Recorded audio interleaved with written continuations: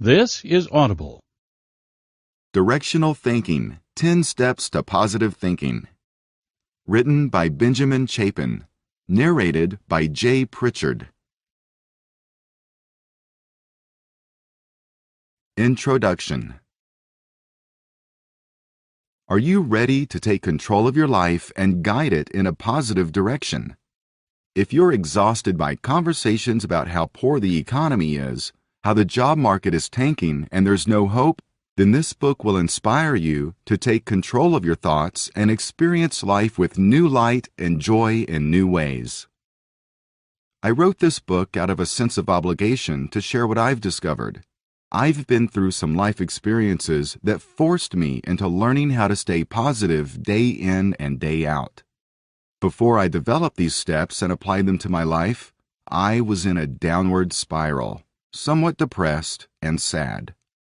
I felt as if I had no direction, and I lived in almost a constant state of fear. I couldn't even enjoy a vacation without thoughts of fear taking hold of my every moment. This behavior had to be overcome. So I set out on a path to learn how to change my thinking. I developed a system with which I was able to reclaim my mind and direct my thoughts. Through the pages of this book, you'll discover the power and depth that your thoughts have and how much they control your reality. You'll discover techniques that I personally use to keep positive thoughts coming into my mind, while eliminating, for the most part, negative thoughts. You'll learn how the remainder of the negativity that can't be eliminated will be used to fuel your direction and passions. The mind is similar to a big yellow sponge. While it can hold a considerable amount of information, like the sponge, it is limited in its capacity. The mind, like the sponge, can only put out what it takes in. And thus, we have to be sure to soak up positive thinking in order to produce the positive results. If we continuously pump negative information, dirty water, into our minds, what kind of thinking life will we have? It's been said, if you are not moving forward, you are moving backwards. This quote was the inspiration for the title of this book. Our life has direction, whether we acknowledge it or not. The direction in which we are traveling is determined by our thoughts and where we want to go. Without a clear understanding of where you want to take your life, your direction can change from moment to moment. Instead of being reactive to life as it comes at you, this book will assist you in being able to be proactive. With a clear, precise understanding of thoughts and the role they play, you'll be able to direct your life in a forward direction. When you're the driver, you control the vehicle. When you're the driver of your mind, you control your life. To help you a little bit more, I created a reference guide in PDF format that accompanies this Directional Thinking audiobook. The reference guide, which is accessible from your audiobook library, contains cutout cards so you can have a positive thinking reminder list wherever you are. It also tells how you can receive my free Directional Thinking worksheets. I hope the tools in this book are useful to you, and I appreciate you reading it. After the end of the final chapter, there's a bonus hidden chapter that is included from my book, Failing Upwards. Directional Thinking quotes. You miss 100% of the shots you don't take. Wayne Gretzky.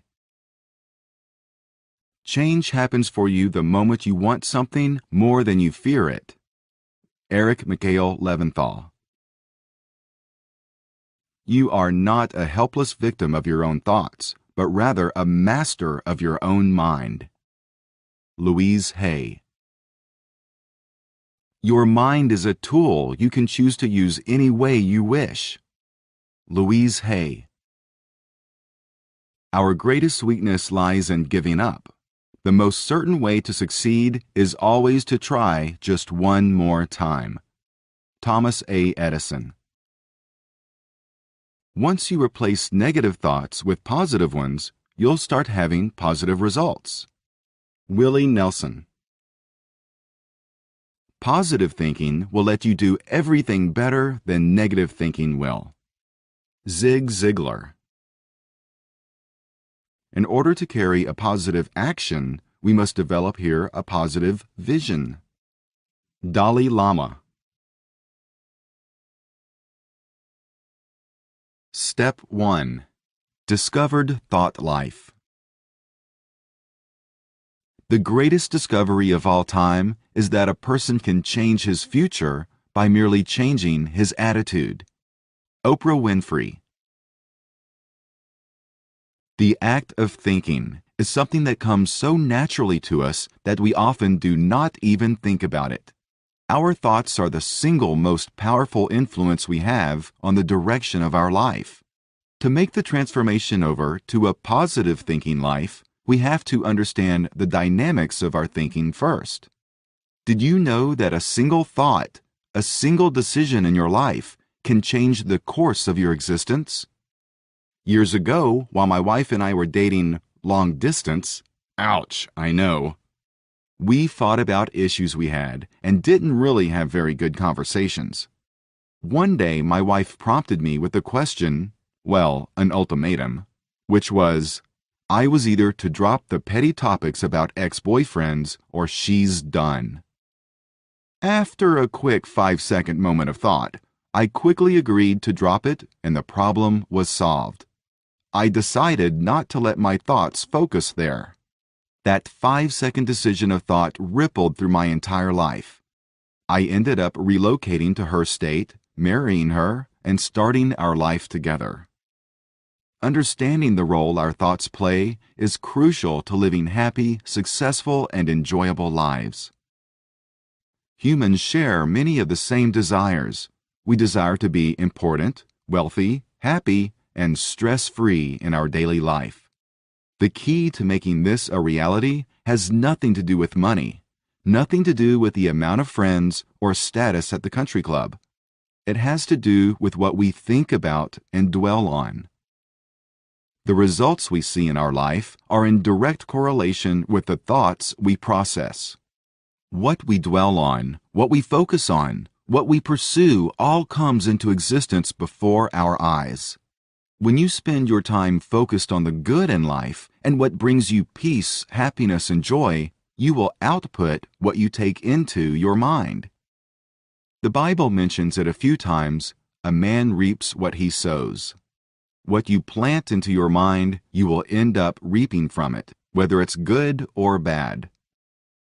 Newton's third law states, for every action, there is an equal and opposite reaction. An example of Newton's law is, when we direct our mind to push forward into positive thinking, we will move forward. People have influences and direction coming into their mind through the media, books, magazines, friends, family, and co-workers. Even strangers we are passing by in the supermarket or on the sidewalk can be an influence that enters the mind. What we spend our time daydreaming about and focused on is an indicator of the direction in which we are going. If we think about nothing, we will become nothing. Recognizing the negative influences in our thinking life is a good step towards changing our thinking, but it's only the beginning of the journey. Gaining control over your thoughts is not as easy as it sounds. There isn't an app for that. But the good news is it also isn't too difficult once you gain experience and practice in doing it. Practice makes perfect, even when it comes to our thoughts. Not only that, you'll actually start enjoying the process when you see your positive thoughts effortlessly manifesting themselves into your reality on a daily basis. Gaining control over your thoughts means gaining control over your life. With everything that happens to you being a product of your thoughts and beliefs, thoughts are simply a preview of what's up next in your life. Think of it as a movie trailer. You don't know what the movie is exactly like, but you have a pretty good idea of what it'll be about. It's the same with thoughts. Your thinking life determines your reality. If you have negative thoughts, fears, paranoia, etc., all of them lead to negative results, which end up being your reality. Are you beginning to see how your thoughts are powerful? The fact is, the power you have to control your life is unsurpassable. Amplify this power by gaining control over your thoughts, and you will start controlling and creating your reality as you see fit. You have the power to change the course of your life and choose your path. Don't fall victim to the world of social conditioning. Don't succumb to the pressure to be normal, which is a facade. Who determines what normal is? Social conditioning is the old-school mindset of fit in or die. When dinosaurs roamed the earth, we had to stick together in groups or we would surely die. Somehow that train of thought has made it to the modern day, and people love to blend in with the crowd. The problem with blending in is that most people don't have control over their thoughts, and more importantly, their life. Chances are you've already blended, but that's okay. You can now see through the curtains of propaganda and mainstream media and think for yourself. Gain control of your mind, your thoughts, and your behavior. Having control over your thoughts will enable you to experience true bliss and lasting happiness. You don't have to live your life in a daze, going through the motions every day. Make life like you've always wanted it to be. It's important to always remember that you have the power to change the course of your life forever by simple thoughts. Question and answer. At the end of every chapter, there will be some question and answer time. It's just to keep you thinking and keeping some of the topic challenges fresh in your mind. How often do you think about the direction your life is going? How powerful do you see your thoughts to be right now? Do you see yourself as a positive person? Step 2. Negativity and its role. That's my gift. I let that negativity roll off me like water off a duck's back. If it's not positive, I didn't hear it. If you can overcome that, fights are easy. George Foreman. Once a telegraphic operator had an idea. He formed this idea because he didn't accept the reality that was all around him. He looked at the world and saw how it could be different. Instead of conforming to the world around him, he told the world to conform to him. This man saw what the world could be, not what the world was. He believed there should be a different way to provide light instead of just using gas lamps for lighting. This man was Thomas Edison. Was the value in his idea or in the fact that he followed through with the idea? Did he need positive thinking in order to persist and follow through to the end? Most likely. Negative thoughts can destroy a myriad of things. They can also zap physical energy and hold people back from succeeding in their lives. The scariest part of negativity is revealed when it convinces you that you're not good enough to rise above your circumstances, and therefore you stop trying. There's a confusion in society about negative thoughts. Society tends to think people who are depressed and in a poor me mindset are the only ones affected by negativity. This isn't true.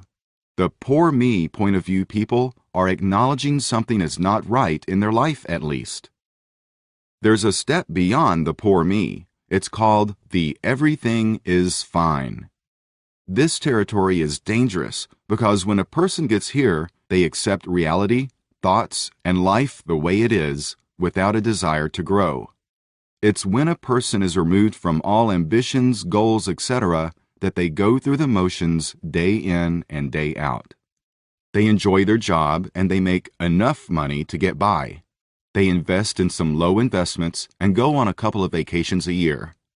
They're just fine with their life. While being content and satisfied in life is a desired goal, being content along with stopping mental progression is not ideal. When you stop learning and moving forward and start autopiloting your life, you stop growing. And when you stop growing, you stop living.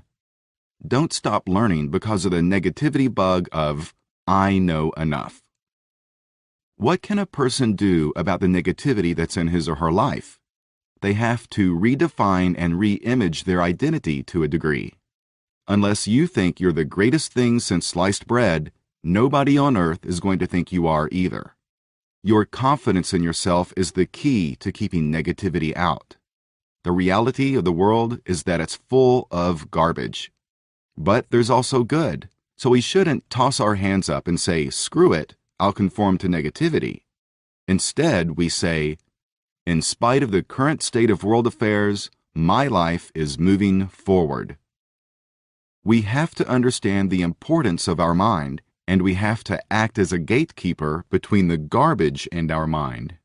It's so vital to protect our minds from the negativity gremlins. As a child, we would sing a song that went along the lines of, "Be careful, little eyes, what you see. Be careful, little ears, what you hear." The point is, we have to protect ourselves from the negative information that provides no actual use in our life. Don't get me wrong, it's good to understand what's going on in the world, but I haven't watched the news in over 2 years, and can you believe I've been informed about every major issue that's happened? I heard all the mainstream media without even tuning in. Sources like Facebook and coworkers consume the news for me and let me know what I need to know. One of the reasons I don't watch the news is because I know every single network is in business. I know they are attempting to turn a buck, and part of that buck is me as a viewer. So they'll push what they need to in order to increase viewership. It's not personal, it's business. I recall I was pretty freaked out when I stopped watching the news. I had a sense that I was missing out on the world. But after a few days and skimming the headlines online, I realized I wasn't missing anything. In fact, I was relieved of a huge weight: the world. Before I stopped watching the news, I was under the impression the news didn't affect me and I just liked to be informed. But the reality was I was feeding my mind loads of information, the majority of it being negative. All at once, it was flushed out of my mind and cleansed from my thinking life. When we flush out negativity, we have to replace it in order for the change to systematically work. When a void is created, it has to be filled in and replaced with something or it'll cave in. For myself, replacing news was done by reading the Bible and listening to uplifting sermons and radio. This helped condition my mind to find hope and see good in the world. Once a negativity chunk is removed, it's essential to replace it to make the change long-term. Chunks of negativity can be deeply seated from our past experiences. Some individuals experienced a difficult childhood in which they were repeatedly told, "You will never become anything," or "You will never make anything out of your life." Even if it wasn't verbalized, it was felt by some growing up. People that grew up in this type of environment will need to conquer their past hurts and rebuild. If your thoughts still linger on childhood issues, simply avoid letting your focus go to those painful experiences. Whether you had a rough childhood or not, an excellent way to replace those holes would be to listen to motivational speakers expound on success, life, etc. You can find entire audiobooks, lectures, keynote speeches, and more on YouTube.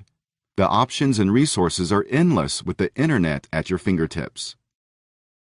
While negative influences will always be right around the corner, they do have a place within our lives. We can eliminate a large amount of them in our lives, but some won't be removed, nor will you want them removed. The fact is, without the downside, without a little pain and little heartache once in a while, we can't truly experience the highs that life has to offer us.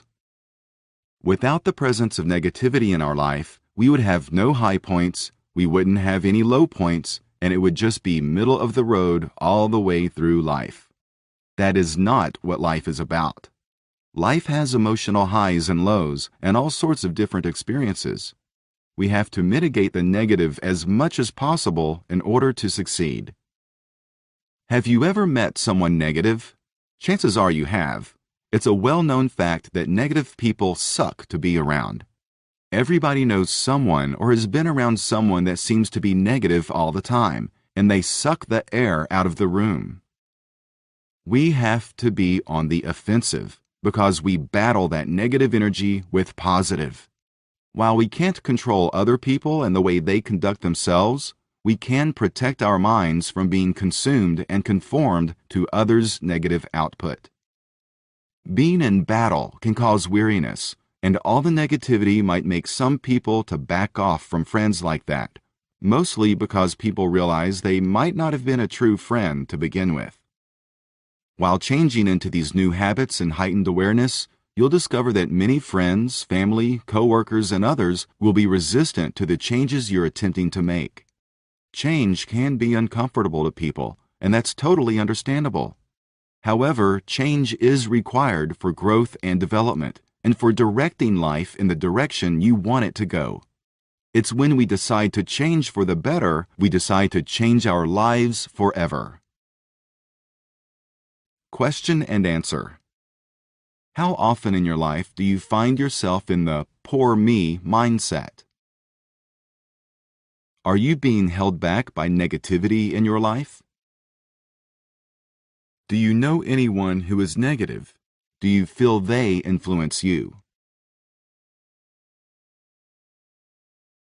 Step 3. Opening the positive floodgates.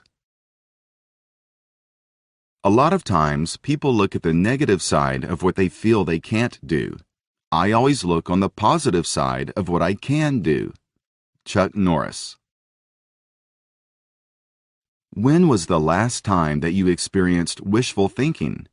After our childhood years, we tend to stop thinking about our dreams, aspirations, and all the good things in life that we want to achieve.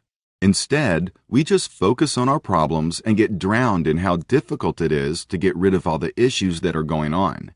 In fact, when someone does advise us to think a little more positively, we cringe inside at the thought.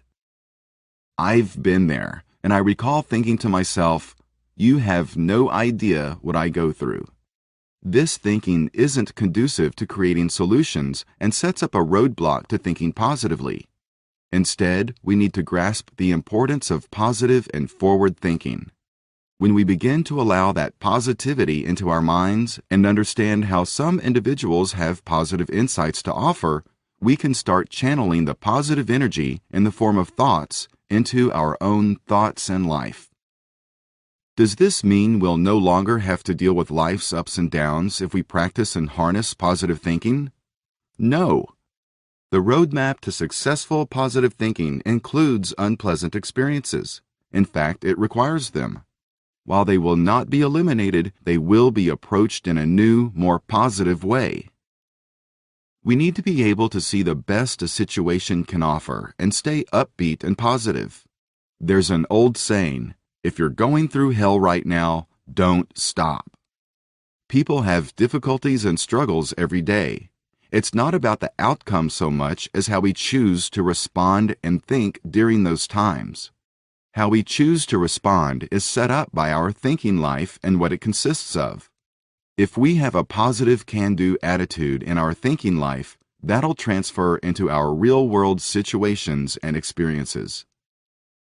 Our brain processes everything that we come in contact with. We need to make sure it's processing valuable information that is positive and is good.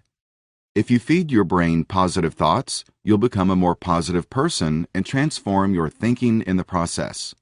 If you stress about the problems of the world, the issues with the Joneses down the street, and are overly obsessed with the price of gas rising daily, you'll live in a much different reality than the more positive thinking individual.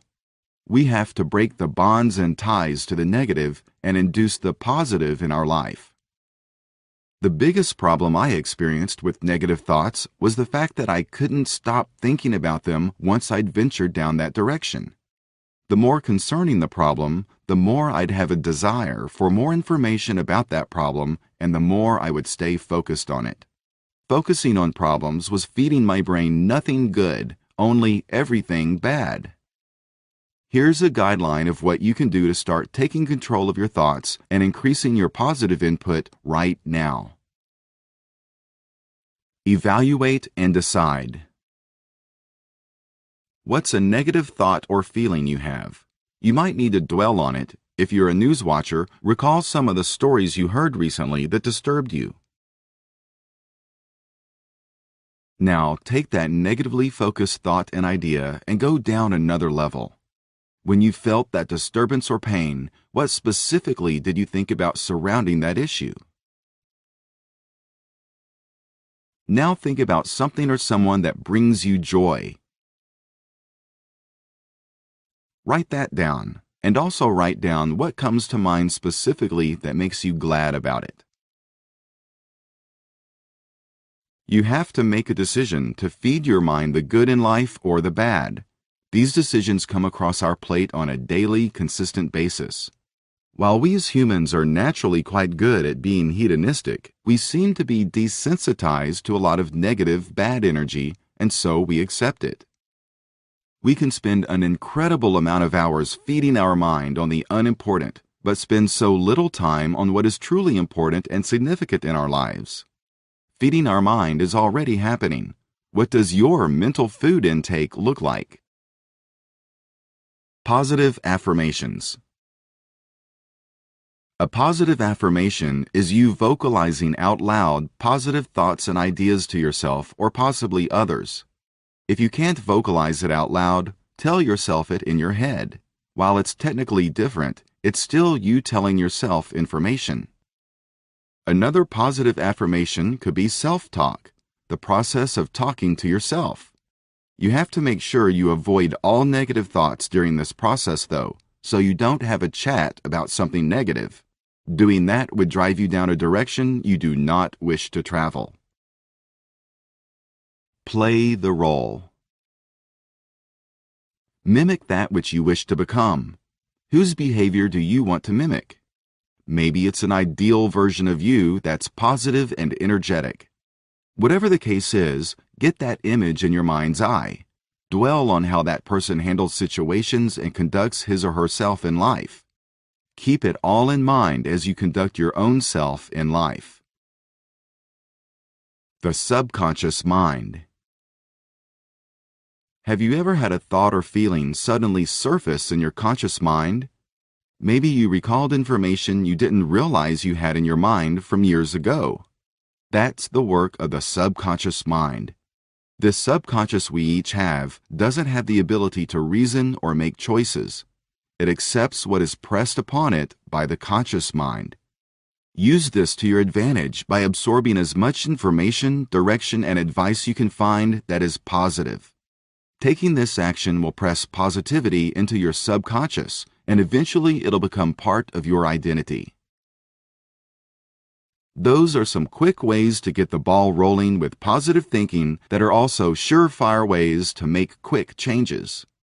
At the end of this chapter, or even right now, take the time to put some of them into practice and see where it takes you.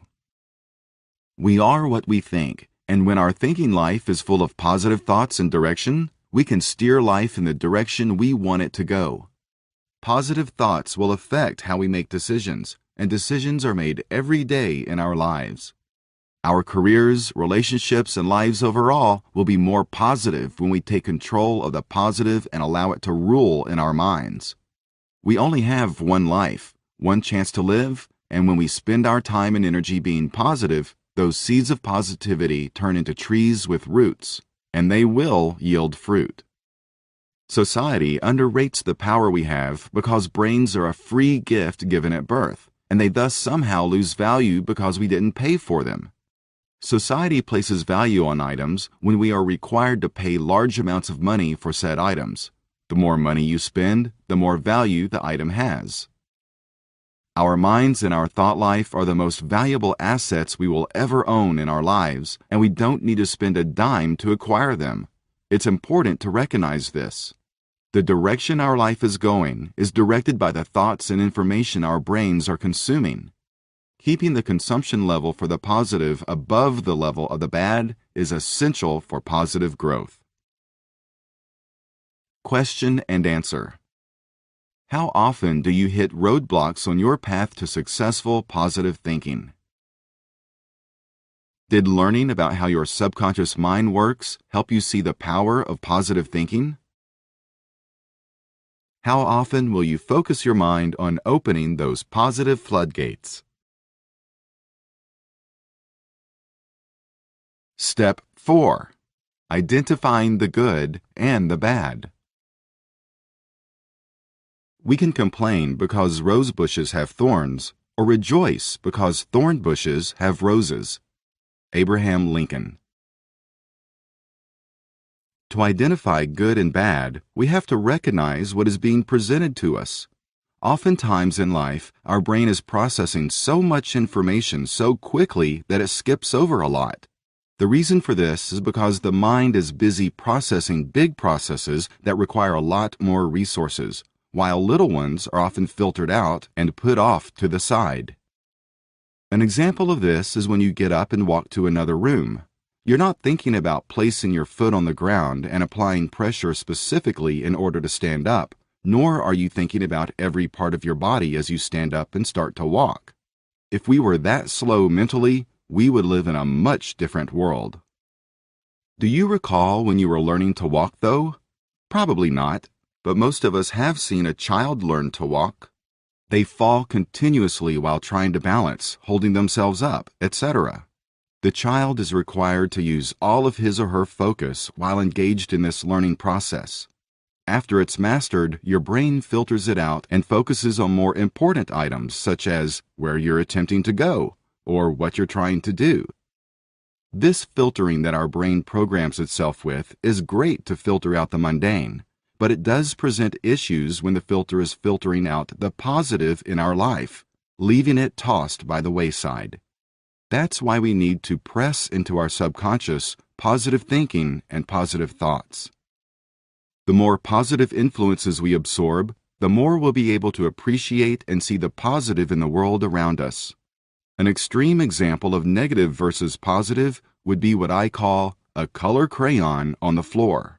In a world in which negative thoughts consume reality, thoughts could circle around, someone could fall, or my children don't pick up after themselves. In a world in which positivity is the driving force, you see the crayon and you think about how your child or children are growing up so quickly, and look at the wall full of pictures of mom and dad. You then smile as you make the simple 3-second gesture to put the color crayon back where it came from. Both scenarios were technically the same situation in the physical world, but each had an entirely different experience in the thinking world.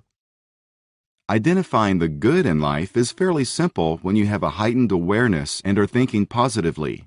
It comes down to perspective. It's about seeing reality from a different angle and seeing the value that's there instead of just seeing the pain or inconvenience. A common misconception that many people have is that they're under the belief there's nothing in their life to be happy about. They believe everything is the worst it has ever been and that they are the most unlucky person to ever exist in all of human history. An excellent way to find positive influences in life is to watch and observe the people you love. Watch how they interact with each other when it's positive. You'll see their love, their smiles, and their energy as they engage in conversations. Even if it's a stranger at the airport that's seeing their family, find these moments in life which evoke positive emotion and thoughts. Admire the connections and bonds that are shared. Finding time to appreciate people for being human and existing is a doorway to opening your mind up to being grateful for everything in your life. When you become grateful, your eyes will open to even more positive thoughts and influences. Feed and nurture behavior that's good in yourself and others, and you'll see how much positivity each can yield. There are moments in life that supercharge positive thinking, and these triggers can be used to help fuel the positive thinking engine. These moments are pretty normal to experience, so preparing for them is easy. You know something is coming up, so you can prepare and plan to stay in a positive mindset and stretch that time and positive influence as long as possible. Here's a list of some common triggers that supercharge our positive thinking tank. A job promotion, marriage, payday, weekends, graduation, bonuses, new baby, birthdays. When these large rushes of positivity wash over us, it's easy to smile and it's easy to think positively throughout the experiences, but many don't attempt to hold on to them. The trick is to keep focusing on the entirety of the positive throughout the experience. Talk about it if possible while you're there, and continue after you leave the experience. Take pictures and videos so you can recall these experiences more easily. Taking steps to prepare and enjoy the experiences to the max is a great way to get more fuel for your positive thinking life. To identify the negative areas of life, it takes close to no effort. It's on the nightly news. It's sprinkled through relationships, conversations, our working lives, and even seeps into our churches. To identify negativity, one thing to look for is a lack of hope and trust. The lack of hope and trust is also the reason why it's an easy enemy to subdue when faced head-on. Facing off head-to-head with the enemy can sound like a scary encounter from some sort of war movie, but the reality is far different. There's a battle between good and bad thoughts in your mind on a daily basis. When someone attempts to speak with you about something you know is a negative topic, change the subject immediately if you can. If you feel that it would be rude or don't wish to do that, you have other options. Another choice is to bring positive thinking into the conversation by shedding light on a good point of view regarding the topic at hand. People in the mindset of poor me or the world is so bad hate positive thinking and will agree or at least get quiet. A great example would be a conversation surrounding politics or anything along the lines of rumors, what the government is thinking about doing, or some other topic that's dependent on future outcomes. When conversations gravitate towards such directions, it's always good to take control of the situation. Instead of talking about what-if scenarios, I like to say, what bearing does what insert politician is thinking about doing have on your life whatsoever? The usual response to this seems to be, well, they're probably going to do this, and then we're screwed. At this point, I like to respond with, well, what are you going to do about it? I have no problems with people being concerned and informed on the topics and news of the world. The problem comes when it consumes your entire life, and you fret over the what-if scenarios. What's strange is that most of the people with the what-if concerns aren't even involved with any groups attempting to solve the problems they fret over. The problems in the world are not our burden to carry. Our responsibility is to vote for the correct candidates. If you want to join a group and pledge support, that's your decision. People who insist on carrying weight of the world's problems on their mind are toxic to positive thinking. The world has been corrupted and is always a little sideways. Check out your Bible or check out the history books. It's nothing new.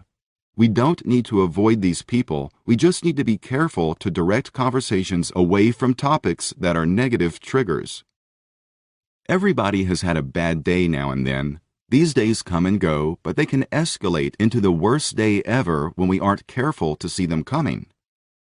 Here's a short list of common triggers for negativity that can jumpstart a bad day. Spilt milk. Argument with a loved one. Bad hair day. Monday. Job loss. Politics. Death. You can and should design a list of negative and positive triggers that fit your reality and life. You don't need to make this list and keep it in a specific location. Just write things down and take a look at them sometimes. It needs to be instilled in your mind that these triggers can shift your life dramatically very quickly. Identifying these triggers will help you in predicting the positive and negative triggers in your life. If you get a little sideways in your thinking, you can turn to your list of positive triggers and use that positivity to reset you back on track. This would also work with pictures from good vacations and enjoyable times in your life. Connecting your mind to a positive memory will help set the mood if you focus on it properly. The negative triggers are directions you'll want to avoid so that you aren't triggered to a negative mindset and/or attitude. The negative train of thought is so dangerous. Instead of thinking through a problem and resolving it, the negative thinker just sits on the problem and never moves forward. You can't think negatively without sitting your mind down and focusing on the problem. Any ideas about solving the problem would be positive and would loosen the bonds of the negative train of thought. Without a desire or trigger to think positively, a person will sit and stew in this negative thought limbo for quite some time. If you do find yourself trapped in a box of negativity and there appears to be no way out, just change your state of mind by changing position. If you're sitting, stand up and smile. Shifting your body's position will help jolt you out of the bad frame of mind. If you encounter people who are continuously negative and the relationship comes across as toxic, you might consider reducing your time spent around them. This type of person goes by the name of pessimist. The sole purpose of the pessimist is to instill doubt, fear, and hold people back as much as possible from achieving anything. They also insist on expecting the worst, but never actually preparing for the worst. Most of us, myself included, have been in the pessimistic mindset at some point of our lives. This distorted reality that the pessimist lives in is caused by the opposite of positive thinking: bad thinking and poor habits. Curtailing negative thought as a lifestyle is the ultimate goal. The reason for this is because negative thought limits our abilities and our power over our lives. Negativity itself, no matter how much you avoid it, will always exist in one way or another. Instead of killing it, which you can't, you'll need to keep it in a mental box and go ahead and leave it in the corner. If you have an issue at work, leave it in the work box and don't bring it home. If you have issues circling you at home, leave it in your home box so you can remain productive while at work. Here are some common mishap scenarios which can be reworked to avoid the spiral into negativity. Your world didn't end the moment your car broke down this morning. You have to think about the rest of the day so you can remain productive. Don't waste energy and time worrying and freaking out about your problems. Just resolve the issue and move on. Spending too much time dwelling on the problem will toss you into a direct spiral downward. If you hate your job, instead of stewing every day, do something about it. You have options. You can change jobs. You can start your own business. Or you can improve your skills in order to move up in the company if you desire. You have to remain positive in order to achieve any of those options.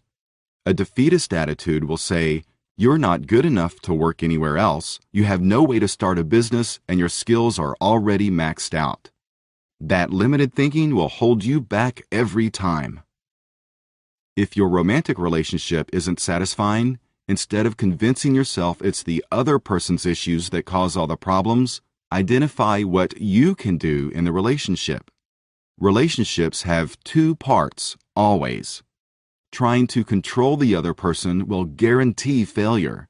Instead, work on what you can do within yourself. These scenarios might seem like no-brainers, but when in the moment, it can be hard to keep your emotions and thinking in check.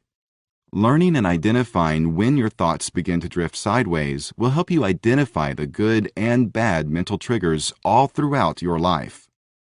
Your scenarios and triggers may be different than what I outlined in this chapter. Take some time to write down what triggers you have for good and bad areas of your life. If you have a short list, that's okay. It'll grow with time. Be sure to track what enrages you with negativity and what delights you with pleasure. Question and answer. How often do you and are you going to observe the ones you love? How excited are you to make a list of positive triggers in your life? Are you going to distance yourself from the negative influences in your life? Step 5. When to say yes and when to say no. I don't know the key to success, but the key to failure is trying to please everybody.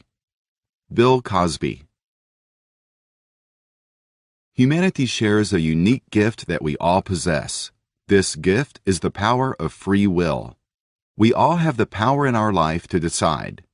With that power, We have the ability to determine when we'll say yes and the times in which we choose to say no in any given situation that might arise. Taking control of your thinking life and the direction your life is going involves using the correct timing of a yes or a no. Sometimes these decisions are difficult, but they're necessary in order to end up where we're trying to direct our life.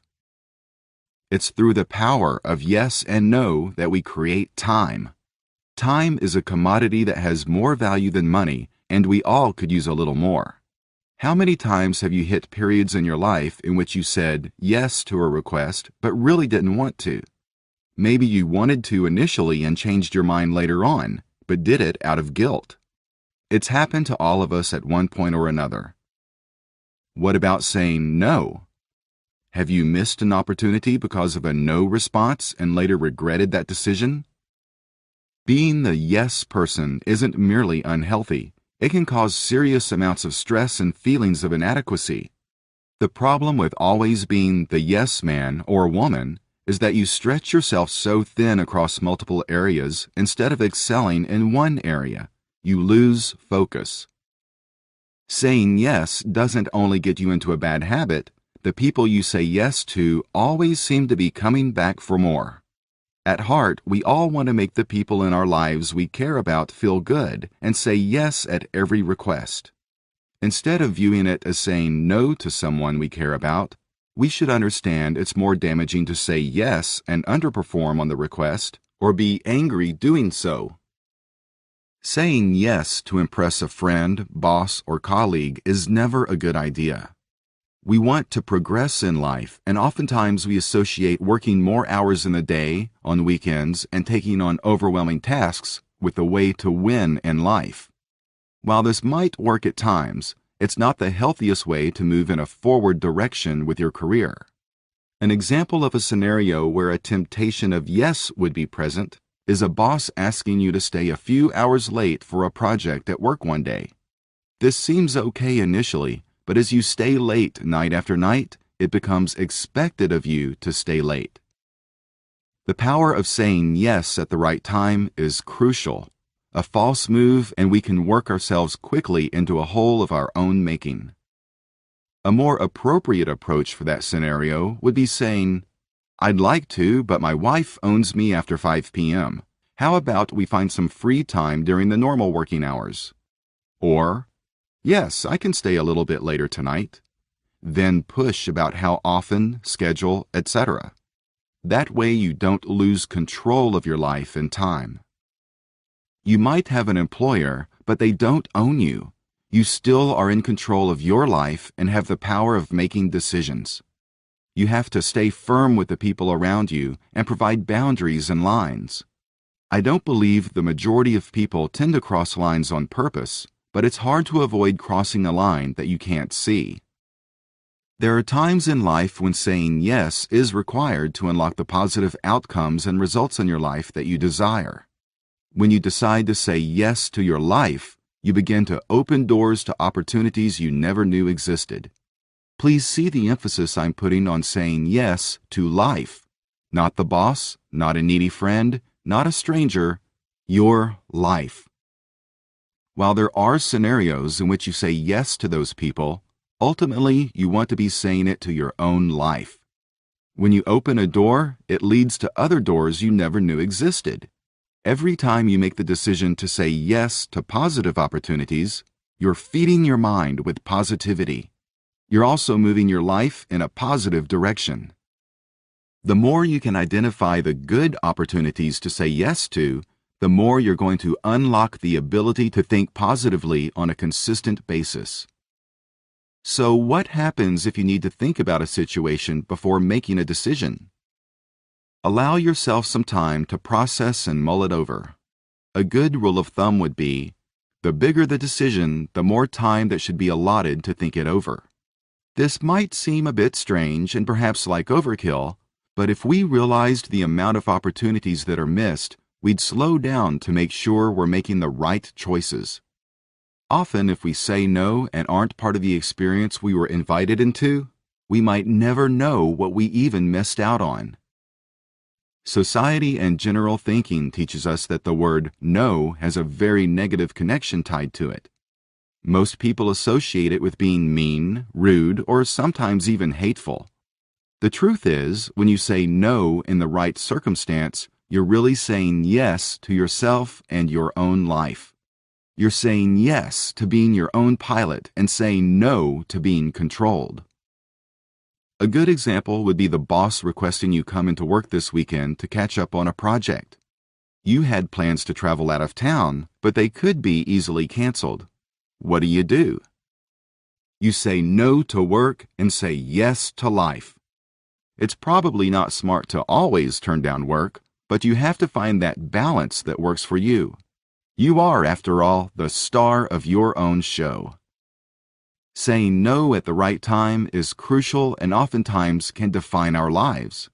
For instance, when coupled with the power of thinking, the following scenario is so powerful, and yet its actual span of time is roughly 5 seconds. Jimmy, a senior in high school, decided it was time for he and Sandy to have sex. Jimmy approached Sandy and asked her if she'd be down for that. She hesitated and then replied, yes, even though she didn't want to, and said, "We don't have a condom. Should we be worried?" Jimmy replied, "No." This 5-second conversation between Jimmy and Sandy shaped the rest of their lives. Sandy got pregnant that night. Sandy and Jimmy made the wrong decisions about when to use yes and no that night. If they were more in tune with reality, they could have changed the course of their entire life. They didn't, though, and now their lives are changed forever. Our thinking life, or lack thereof, shapes our future. When you decide to use the no, do not provide a list of reasons. From my personal experience, it can come off as a laundry list of excuses and communicates to the one receiving it that you're not confident with your decision to say no. Depending on how close you are to the person or the situation you're in, they'll request information to as why you're giving them a no. When this happens, you can then go ahead and provide the list of reasons if you feel inclined to do so. The difference will be that they requested it, and they're receiving what they requested instead of just getting it to begin with. When you give your reasons, don't rely on emotion and feelings if at all possible, because the person receiving the list might not reciprocate those same feelings. Instead, keep it simple and to the point, then move on. People who rely heavily on you always saying yes might be angry about your newfound change. But don't worry about it. The more angry and distant they become, the more you'll realize the possibility that you may have been just a tool to accomplish their own desires. While there is great advantage to saying no, you do have to be careful not to overuse it. The power and flavor will be lost if you change from a yes person to a no person. Overuse will lead to people deeming you as unreliable and unavailable all the time.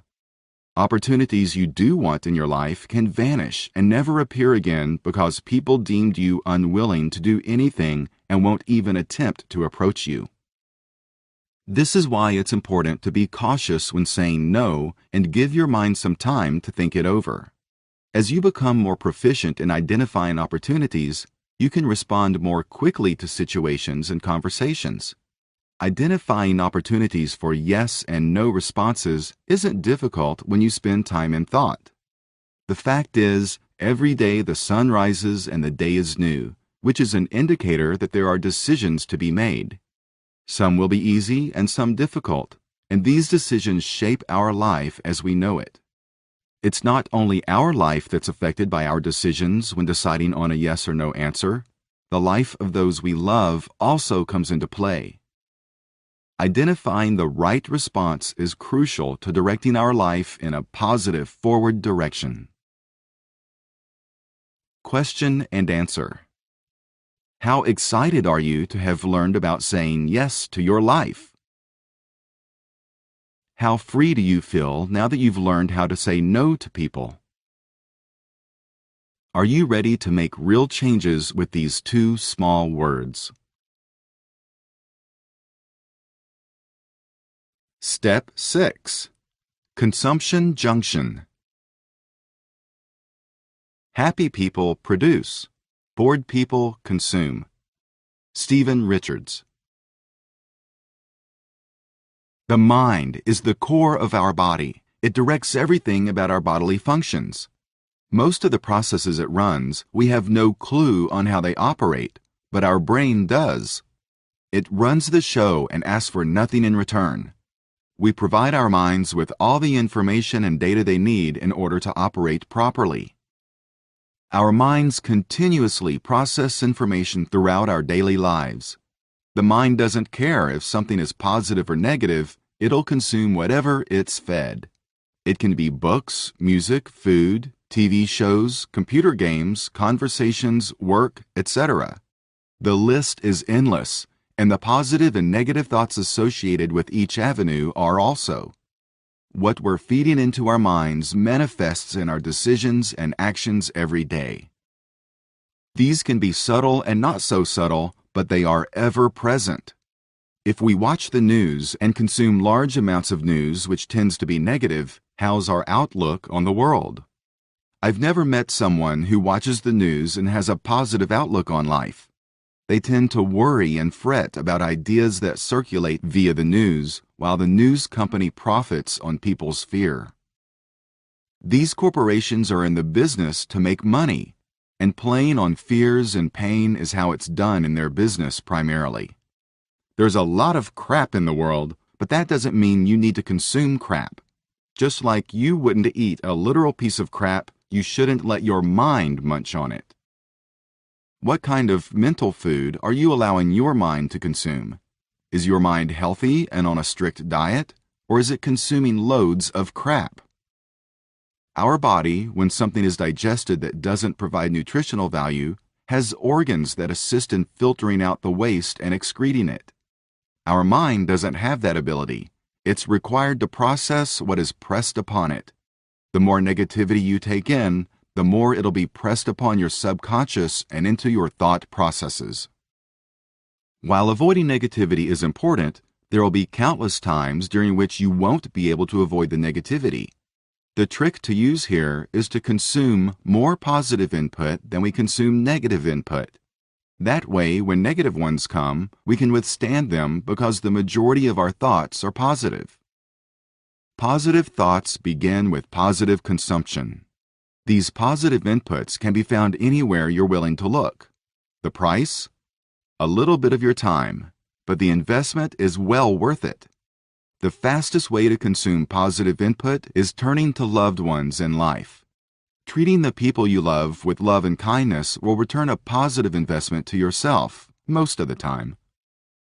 If you want to increase your positive input regarding a specific goal you have, find the positive inside of and centered on that goal. For instance, if you're seeking to start a business, but your thoughts are clouded by rough economic times and a down economy, start studying about how to start a business in a tough economy. Google and YouTube are hugely useful resources in your tool belt that you can utilize to help further your goals and desires by the positive consumption of their resources. These positive inputs build up your confidence and help shape the vision you want for your future. As your mind consumes the positive reinforcements, it'll shape that vision into reality. Your mind holds the key to unlocking the direction of your life. You just have to feed it good fuel. Consuming negative input sounds like a crappy thing, but it doesn't have to be all bad. If you consume the negativity and don't let it consume you, you'll unlock a diamond the size of your fist, figuratively, of course. You see, when we're faced with a trial, problem, or difficulty, we tend to stress out and shut down our input receptors. This is not the correct approach. Instead, we need to consume the negativity for fuel. I know it sounds insane, but it's true. Here's a great example from my own experience. If you're running short on rent this month and are also trying to build a business, you have two options.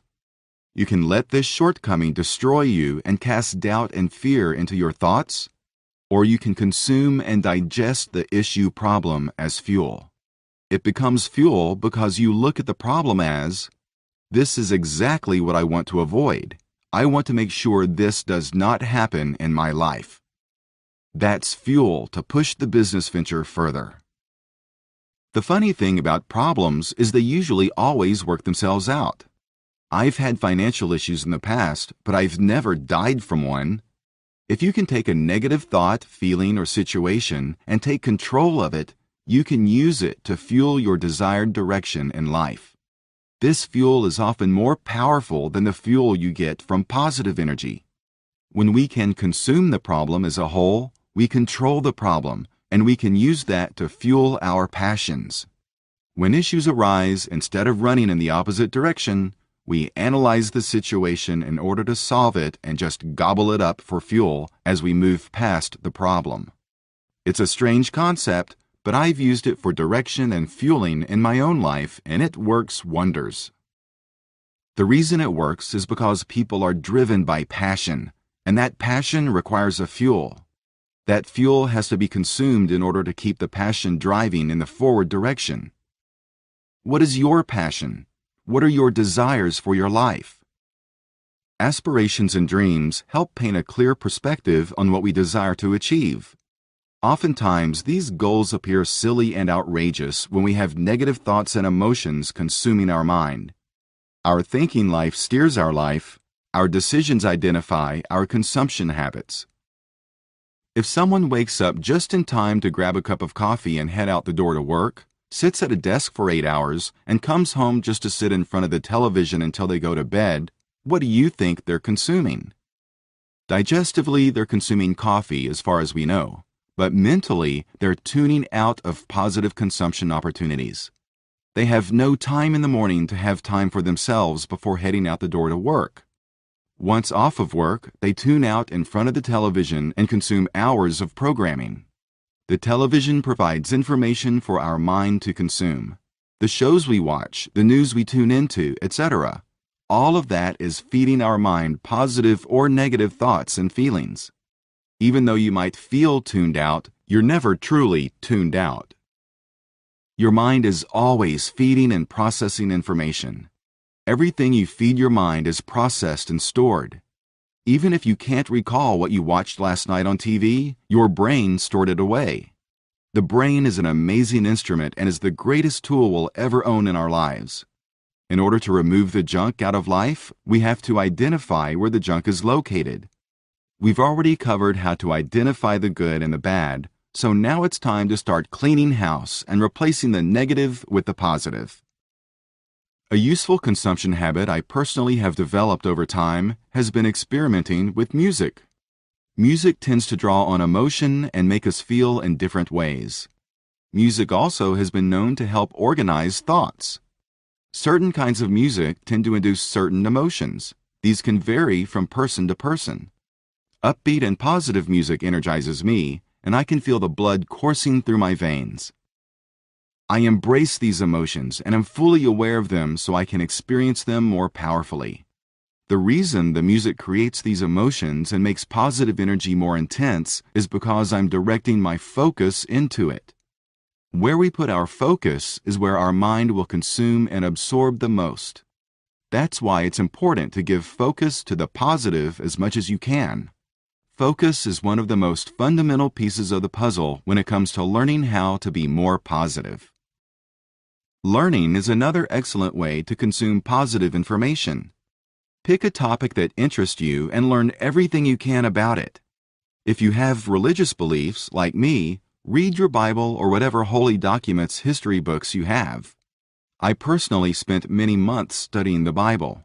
I started out reading it, but found myself not able to spend much time doing so, and wanted to listen to something instead. So I found audio recordings, live sermons, and other resources on specific topics I wanted to dig into more. I would listen to hours upon hours, at home, in the car, at work, everywhere I went, and it kept feeding my mind. This positive food I was providing to my mind helped me get out of the negative sinkhole I was in and transformed how I think. I found something that I was interested in and gave my focus over to it. When you identify a positive thought, emotion, or experience, give your focus over to it. Doing so is kind of like pumping gas into your car. It's not something you announce to the people around you. It's something you do consciously at first, being a new driver, but over time it becomes natural. The more you practice directing your focus to positive sources, the more you'll grow, and it'll become part of who you are. You'll be naturally drawn to positive resources you can see and automatically start pumping. Conversations and situations that are negative will become uninteresting, and you'll be able to avoid them easily. If you can't avoid them, you'll figure out how to use that situation for fuel, like we discussed earlier. Another consumption resource we encounter on a daily basis is the internet. Social media, news sites, games, etc. all are areas that feed the mind. Some of the areas of the internet are amazingly excellent for being a positive resource. Others take the mind down a dark road, and if you're not careful, you can end up with more negativity than when you started. This is important to keep in mind because when you're conducting research and learning about all the ideas and information you're interested in, you'll see articles and information which is negative that's trying to capture your attention so that you click on it. The internet is packed with people who think they were abducted by aliens, believe in secret societies, and believe the world ended in 2012. All of these groups, individuals, and stories distract us from being able to feed our minds with positive resources. We need to avoid these types. It doesn't make us weak to avoid things which we don't want a part of. I once heard of a very successful man who had special requests whenever he'd stay in a hotel. He'd request candy and alcohol removed from his room before his arrival. That's one case of someone successful knowing what he can't handle, and so he won't even have the temptation near him. This is not because he's weak-minded, but he's protective of his greatest asset, his mind. He didn't want the thought of partaking in those items to cross his mind. Remember, you are what you think. Your life is determined by your thoughts. Your actions and the decisions you make every day are a direct result of your thought life. If you study your daily habits and keep the positive influences coming in at a higher rate than the negative ones, you will progress forward in the direction you desire for your life. It's not a chance, it's what will happen. A determined mind that's fully aware of the positive and negative influences in the world is a mind that can direct and steer their life the direction they want. You'll become proactive and no longer be reactive to the world around you. Question and answer. How much time is spent consuming negative influential thoughts and energy? Do you feel as if you need to change your consumption habits? Did this chapter influence you to change your thinking on consumption habits of the mind? Step 7. Expanding the mind. I am still learning. Michelangelo. What comes to mind when you hear or read the word learning? For many, this word usually has a direct connection to school and education. This is part of the reason that many people stop learning after high school and college. By definition, learning is the act of acquiring new knowledge and/or skills. There's no required institute or school system you must attend in order to learn. Learning is important and is required in order to progress in a forward direction in life. Why is learning so important? It's required in all aspects of life. It's required in relationships, work, school, sports, and so on. It's fundamental to progression and the development of skills and abilities. Our mind is the key behind what we learn about. It learns by processing new information. Learning begins in the earliest part of our life. When we come out of our mother's wombs, we begin learning and processing information. In the early stages, we learn how to move, breathe, eat, smile, and scream, my least favorite. In time, the child begins to roll over, crawl, and eventually walk. Parents take every new skill and ability that the child acquires to heart and are filled with joy at each new avenue. These skills and abilities are natural, and nobody teaches those muscles how to operate. The brain teaches itself how to function and run the entire body. When the child begins going to school is when he or she begins being taught, learning how to articulate, how to write, and so on, and eventually graduating from high school and college. And then that's where the learning for a lot of people stops. To expand your mind and develop your ability to think positively, you will be required to learn. You have to absorb and consume positive influences and let your mind teach you to be positive and embrace life in a positive manner. As the mind taught your body as an infant to walk, crawl, and think, you have to allow your mind to reteach you to think differently. Positive thinking is a lifestyle. It's not a pill or a scheduled routine you can use in order to get the desired result. To expand the mind, you have to first expel the dirty water, negative thinking tendencies. In the previous chapter, we discussed the consumption habits of the mind.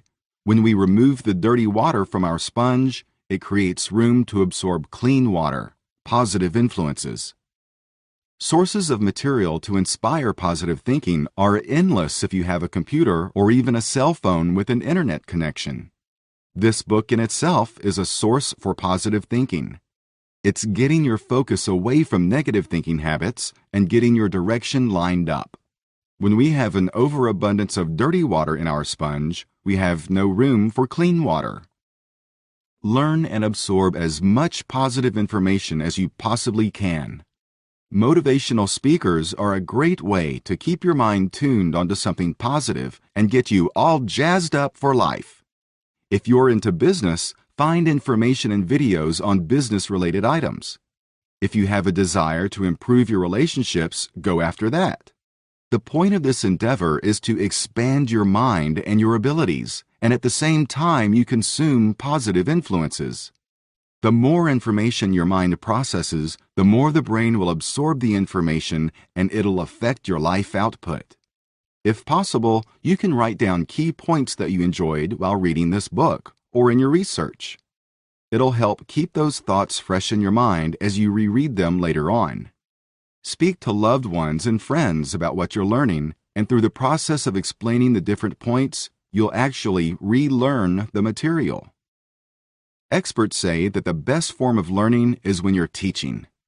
While you don't want to bore your loved ones and friends away into oblivion, mentioning and discussing key facts that you learned will help internalize the key points you took away from it, and if they seem interested, you can continue the conversation. A technique which you can use to expand your mind every time you process new information on the interest you're pursuing is to ask yourself awesome questions. AQ. What's an AQ? It's an internal, awesome question that goes far beyond how the weather is. It digs deep inside into the mind. Let's say, for instance, you're watching a motivational speaker speak about getting up early in the morning to help create more time in your life. Hopefully, while watching the speaker, you're already motivated and in a good frame of mind. You're probably feeling a little excited, so you tell yourself that it'd be cool to get up an hour earlier. With enough momentum, you might even get up earlier for a while. The problem, though, is you have to assign purpose to what you're doing. You can discover, assign, and experience purpose by asking an AQ. For this instance, you can ask yourself, what would I do with an extra 30 hours a month? What goals can I accomplish? These questions are made awesome because they challenge your core and get the gears inside your head thinking forward. When that alarm goes off an hour early and you feel the pain of getting up before you need to, you'll direct your thoughts to the goals you have in your life, and the passion that drives you will help launch you up. Expanding your mind takes some time and mental effort, but once on track, it will eventually become a habit. We live in a day and age where we have more resources and information than ever before. Not only are the resources openly available, they're at our fingertips and available in mere seconds. I once sat in on a UCLA psychology class through an entire semester via online videos at zero cost. There's tons of great information and resources if we spend a couple minutes looking. Learning should not be stopped when we get the diploma. It should last an entire lifetime. Question and answer. How often do you learn something new? Have you spent time thinking about what you're going to pursue to learn? Are you going to start looking for chances to learn? Step 8. Mental goal mapping. People with goals succeed because they know where they're going. Earl Nightingale. Think of a happy thought and you'll fly. This is from the classic story of Peter Pan. This line might be from a child's story, but it speaks volumes to the individual that wants to succeed and achieve goals in his or her life. In figurative language, this line from Peter Pan teaches everyone that when you think positive and spend time thinking of your goals, they will become possible. Our thoughts have such a strong influence on our lives. They shape our daily lives' decisions and future. Whether our thoughts are good or bad, they are directing and leading us. Structure is required for our positive thinking to flourish. How are we able to set goals for improving our abilities to think? If our thoughts are so powerful and influence whatever happens in our lives, is there a way to use thinking in order to lead us in the direction we'd like to go? Our brains, as mentioned previously, are incredibly powerful. They can process an average of 1,300 to 1,800 words per minute. With all this information processing ability we have to be aware of the influences that are going on around us. For instance, the television shows we watch, the music we listen to, the words we use in conversations, the conversations that we involve ourselves with, and more importantly, the people we come in contact with on a daily basis. What is mental goal mapping? This is a system designed to assist you in setting goals for your thinking life. In order to progress forward in positive thinking, we have to know where we want to go and have a structured path to get there. When we know where we want to go and abide mentally, we can set our aim on the targeted areas and work towards that direction. It's similar to shooting a gun at a target. You have to aim in order to hit the target. You can't load a gun and shoot all over the place hoping you hit the target. You have to aim the gun in the direction you'd like the bullet to travel. This is the same for any goals you want to achieve in life. They require your aim. Let's run through some steps on how to set up your mental goal mapping. 1. Setting up the target. Don't be broad when setting goals. Try to be as specific as possible.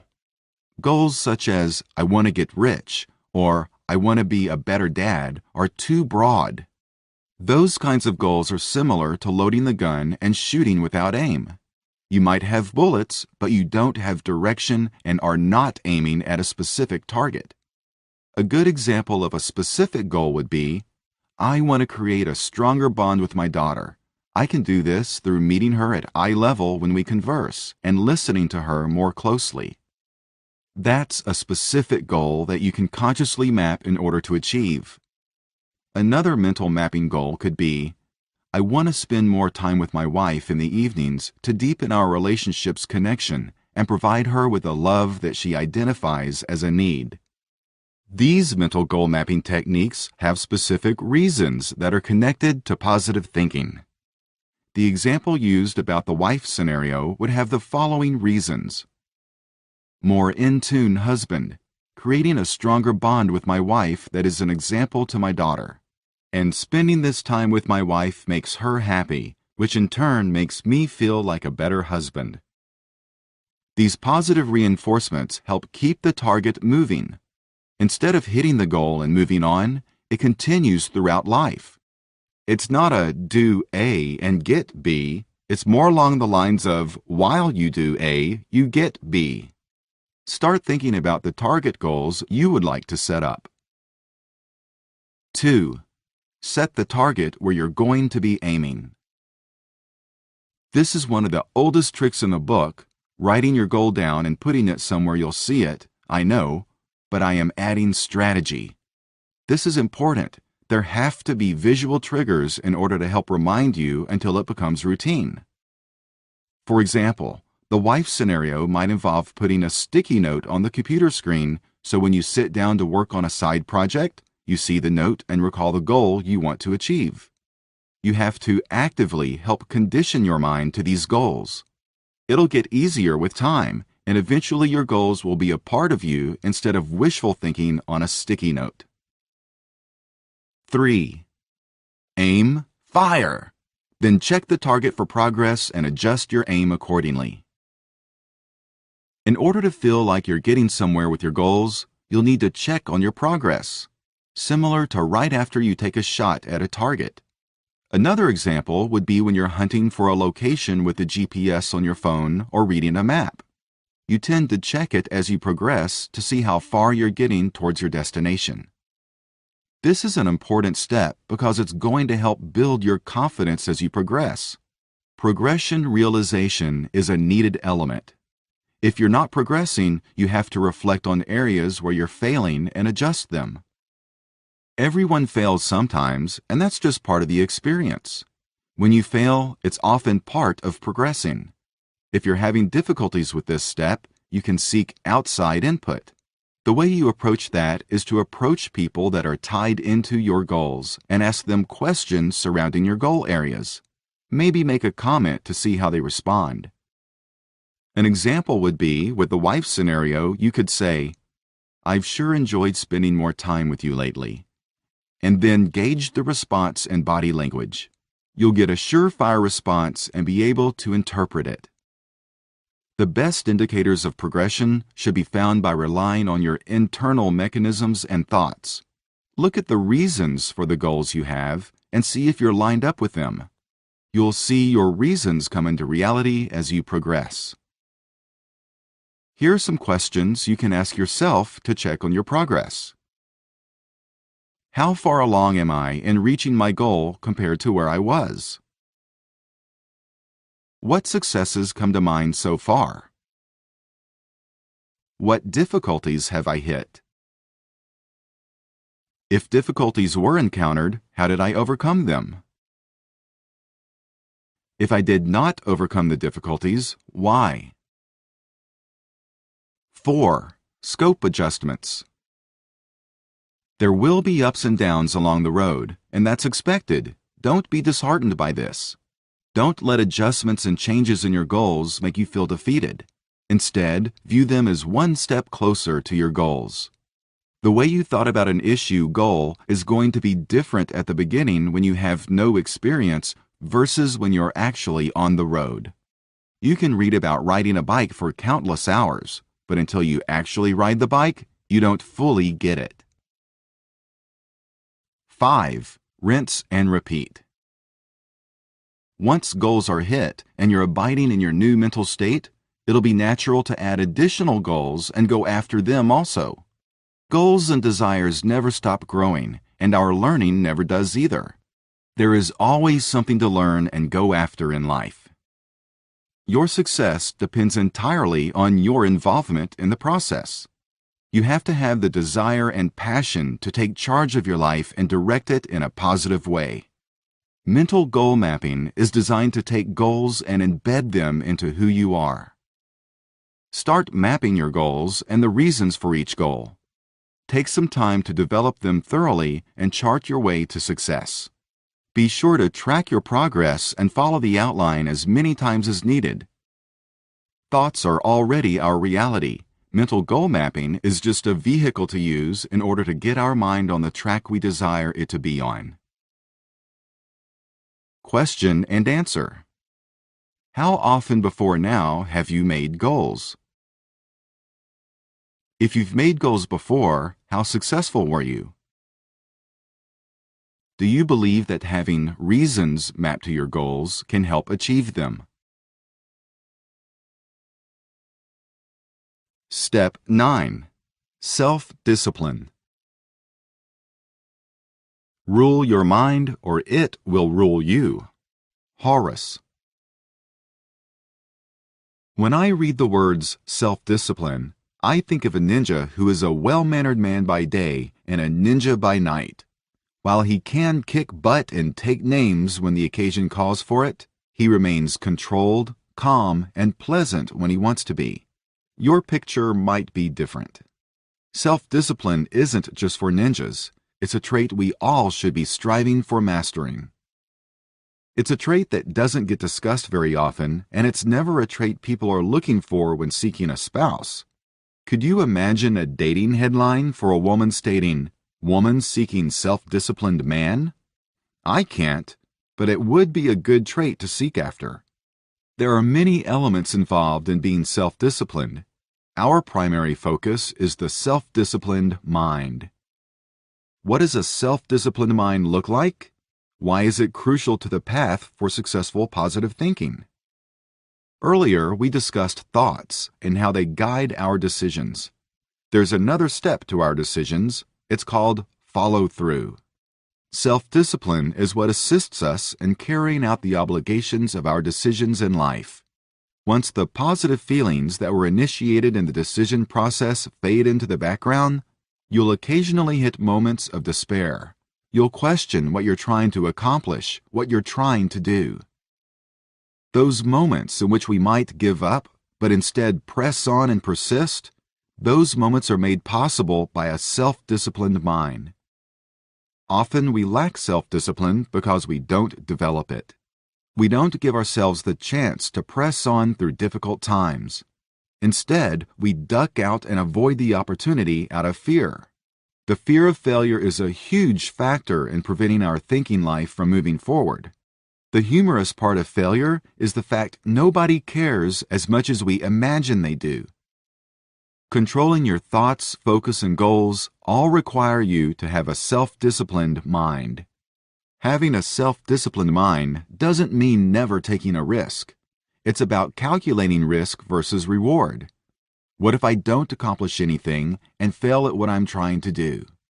What if I don't do it and never know? These questions circle the thoughts around certain risk-heavy decisions in life.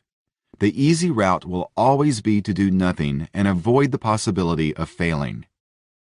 Learning self-discipline is the process of taking control of your entire mind as a whole.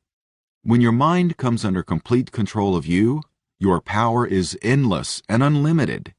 For example, when your mind and thoughts are under control and your mind is self-disciplined, you'll see issues and scenarios in an entirely different light.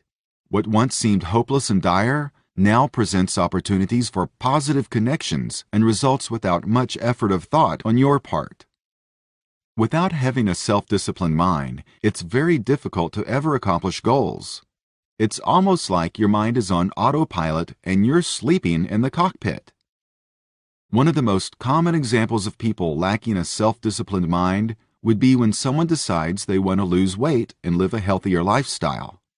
While the person's intentions might be good, the lack of being able to follow through will hold them back from ever being able to successfully lose the weight.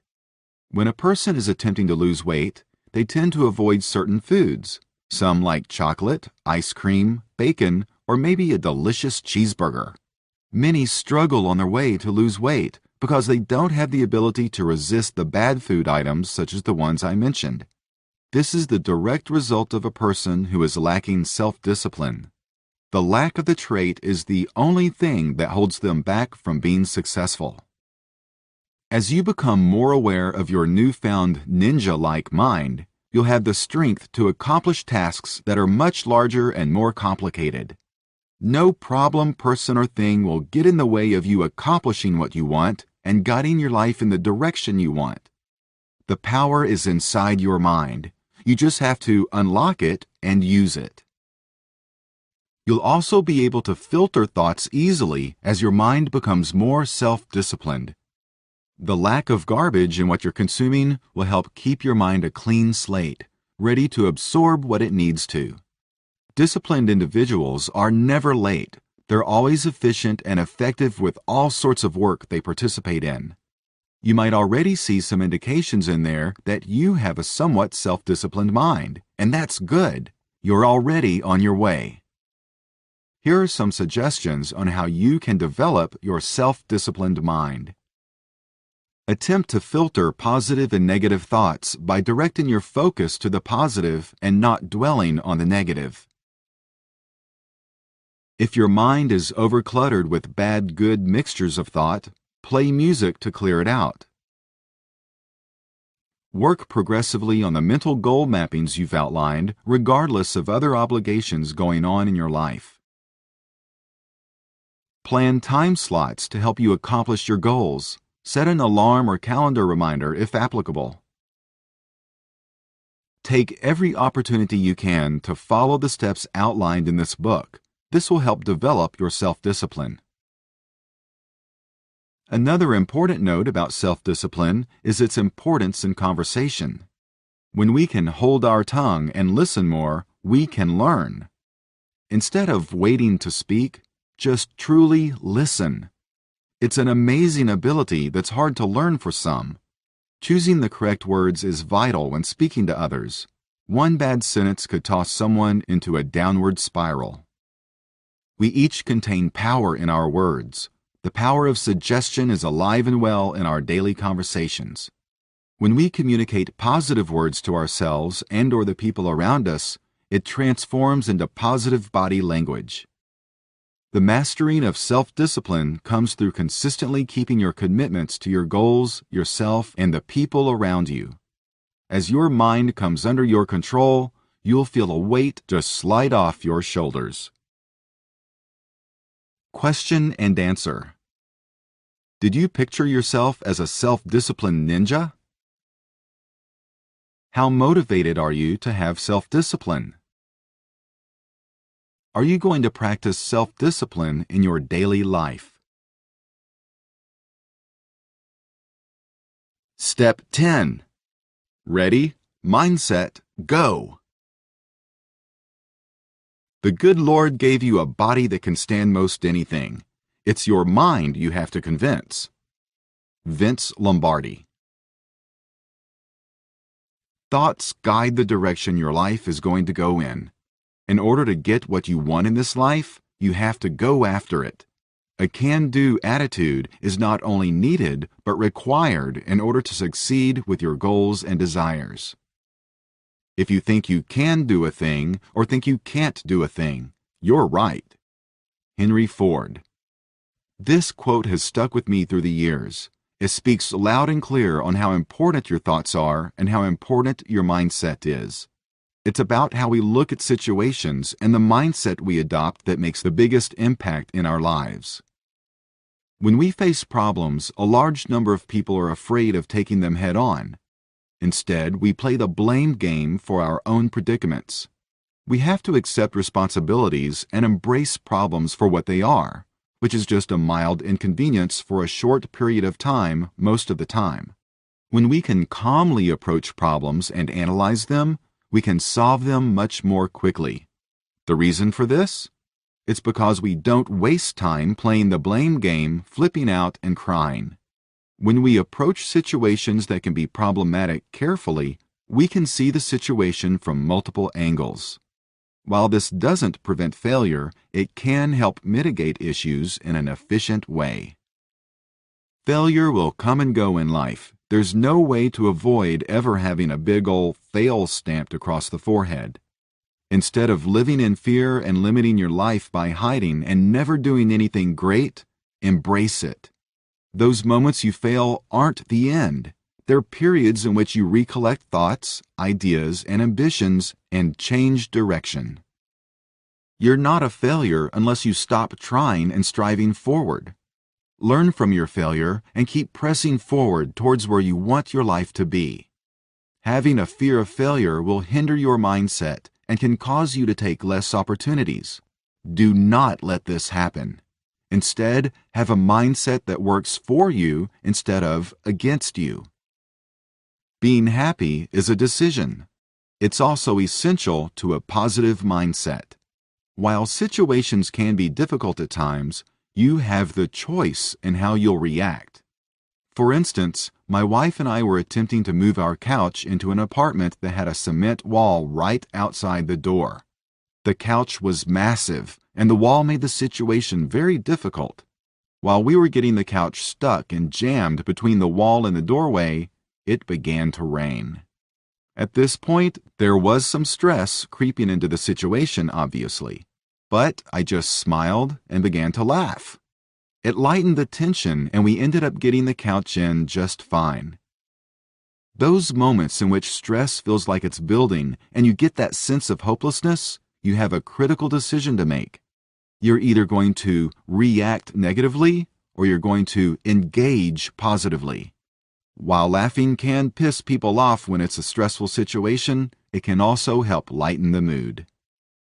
Life is too short not to enjoy the ride. It's an overused cliche, but it's true. While you pursue goals and ambitions, enjoy the process along the journey. You'll always have goals and desires, so if you get into a mindset where you think, "I'll be happy when," or "I'll be successful when," you will set yourself up for failure. Once you achieve your desired results, something happens. You discover new goals and ambitions. That's why it's important to enjoy the steps along the way and relax. It's important to keep your mood light and mindset positive. If people around you don't like it, just smile. To stay in a positive mindset, we have to learn to love other people and learn to forgive. When you don't allow yourself to forgive someone, the only person it hurts is you. Your mindset will suffer if you're thinking about how Jimmy ate the last donut when he knew you didn't even have one. Those are ninja stars of negativity that'll hinder your ability to keep a positive mindset. Instead, give people the benefit of the doubt. Holding on to these petty feelings only holds you back and lets negativity seep into your mind. Always be in a teachable state in life. The people in your life can always teach you something. They might have zero to offer in the spectrum of intellectual thought, but you can learn from how they interact with other people and yourself. You can see how other people function and socialize with one another. The mindset you have is super important to being able to think positively and stay positive through your daily life. Nobody ever accomplished anything monumental in their life by having a negative outlook and mindset. It's important to keep this in mind when you hit those slumps. You have unlimited potential when your mindset is positive and your outlook is hopeful. You are the only person in the world that can direct your path in life, and you are the key to having a good mental perspective on the world around you. Keeping a positive mindset will keep you out of the mental prison that so many people seem to be locked in. The more success you have in keeping your mindset positive, the more opportunities will become available. Without the correct mindset, the opportunities will cease to exist in your mind and in your life. The mental goal mappings that you have set up will help maintain the direction of your mindset. As you achieve and unlock each goal, you'll find new goals that challenge the core of your thinking. It's a never-ending quest to excel and unlock the best in life. When you keep your mindset positive, you can be proactive in your life instead of living in a reactive state. We have to avoid being the person that puts out the fires. Instead, we take the matches away from the kid in the field of dry grass. Sitting idle and waiting for experiences to happen to you is a poor way to live and just plain lazy. Idleness is sometimes labeled as being content. You can be content in life while in pursuit of progression in your life. Guard your new positive mindset like it's gold. Some people might be offended by your changes and attempt to swat your ambitions down. The reason for this isn't because people are bad, it's because it's uncomfortable for someone to be different in the crowd.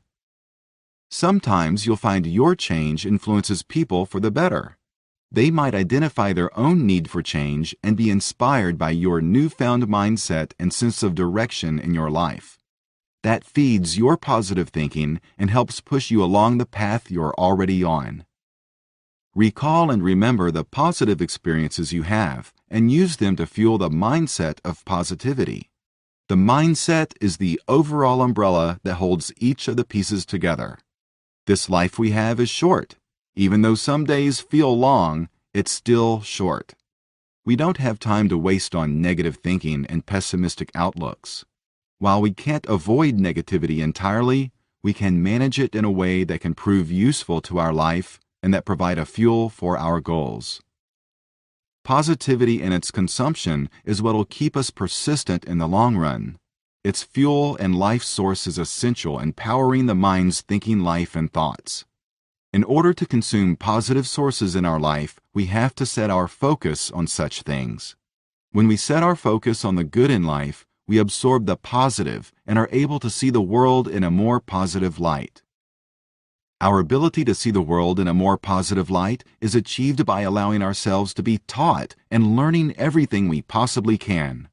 When we learn, we tend to share, and when we share positive information, we're reteaching those positive points to ourselves all over again. We can't give to the world what we don't possess, so our consumption of positive sources is essential if we want to give positive results.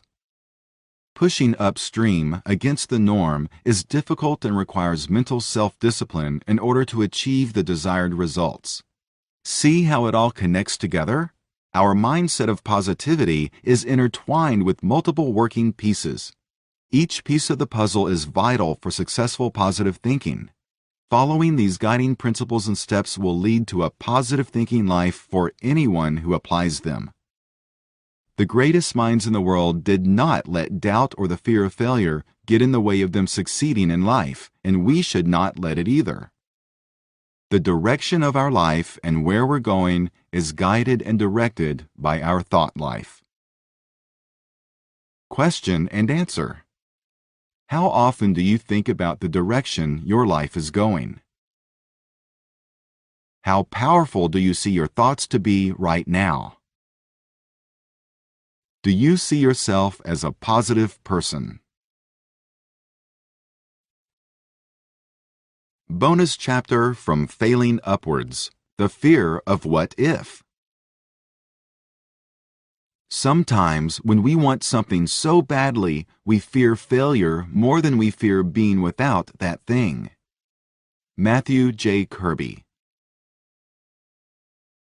Everybody has participated in the what-if game at some point in their lives.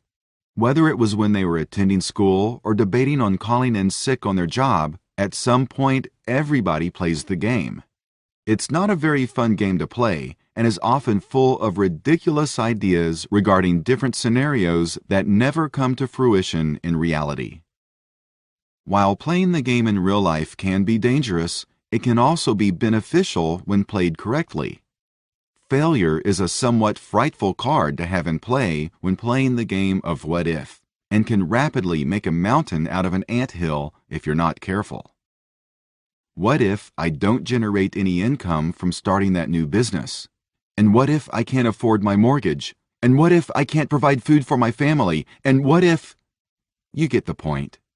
The worst possible scenario is what our minds tend to gravitate towards.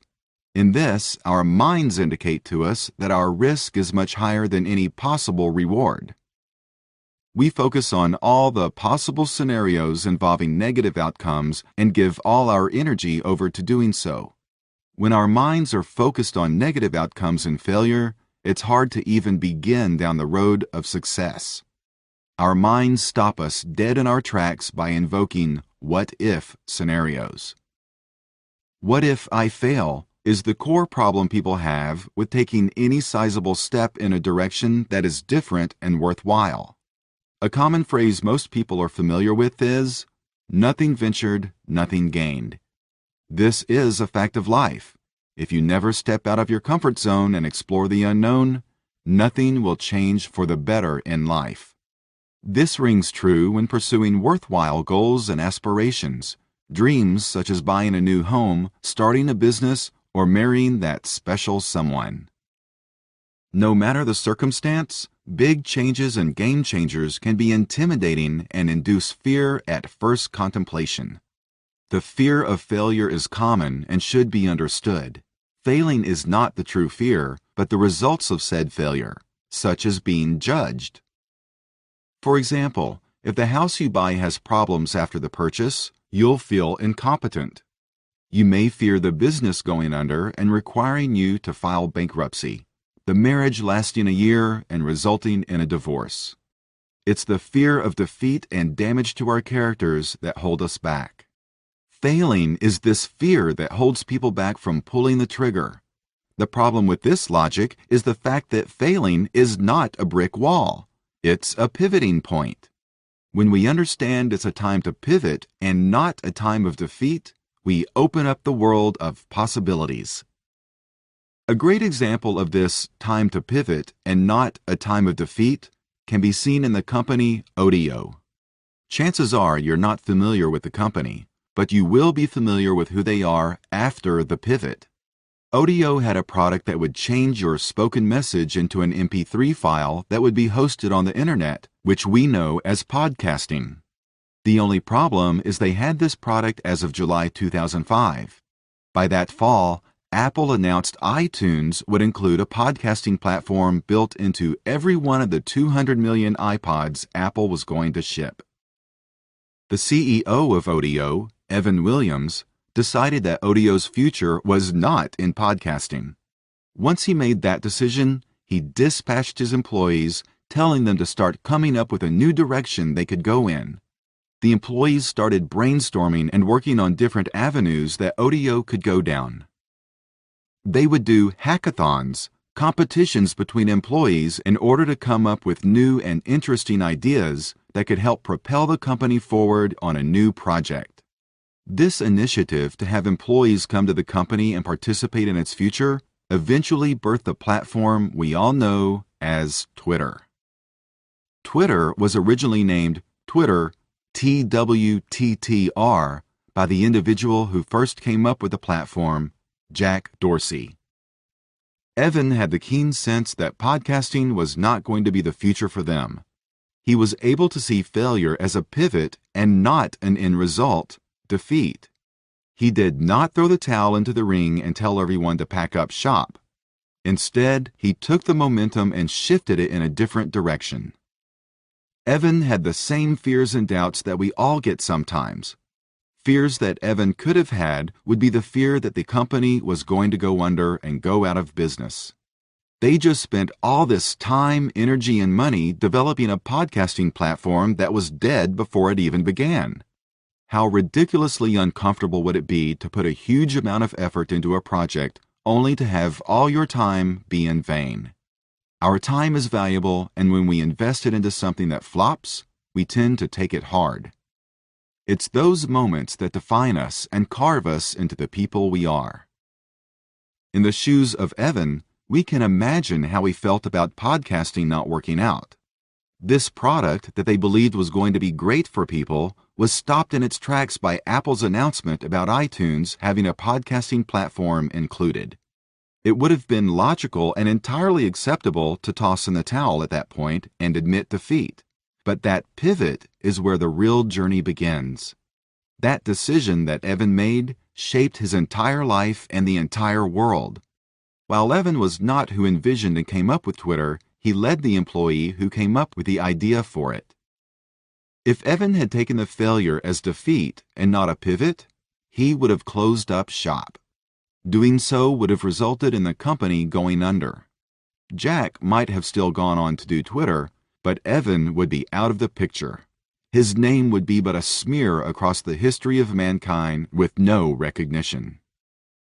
So, how do you shift from a failure in your life and keep moving forward? The answer to that is you.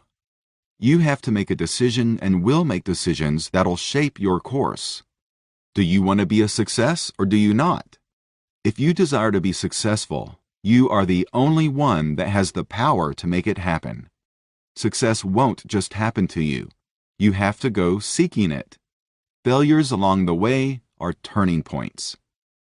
A great analogy to this would be a hurdle jumper. If a runner is running down the track and there's a hurdle, what do? They change direction and go upwards. If they stopped and just looked at the hurdle and gave up, we'd think there was something wrong with the individual. The same is true in our lives and our decisions.